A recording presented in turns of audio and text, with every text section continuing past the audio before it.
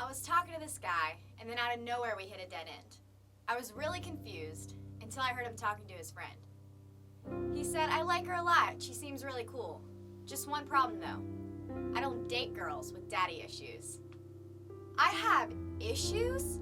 He made it sound like I had done something obscene just because my dad died when I was 19.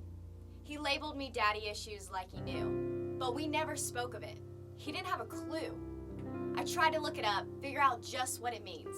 The internet said a girl with daddy issues is basically a cling. A girl with a bad relationship with her father who seeks attention and makes relationships harder.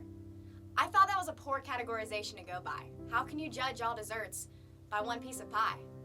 So first off, I can't help but laugh when you classify me as a cling. You see, I lost the most important man in my life. I'll be just fine if you leave. Life's too short to be holding on to something walking away. If you don't want to be here, I won't be begging you to stay. But to call me cold-hearted and distant is to have me wrongly branded. Because after that loss, I no longer take anyone's presence for granted. But maybe you're right. I made a mistake. You don't want to date me. I've got too much on my plate. Too much strength, too much love, faith, courage, you name it, all the above. Because where there is great grief, there is also great love. Now I have two fathers in heaven watching me from above. Both who have loved me unconditionally since day one. So I don't need you to fill an empty space. I'm not half full, I'm overflowing with grace. There's this thing people used to tell me to help me remember my place. They'd say, "Not my monkeys, not my circus." They're right, it's not my fight, not my purpose. But I won't bite my tongue, you don't deserve it. See, I wasn't given daddy issues, I earned it. I make a choice every single day to keep him alive.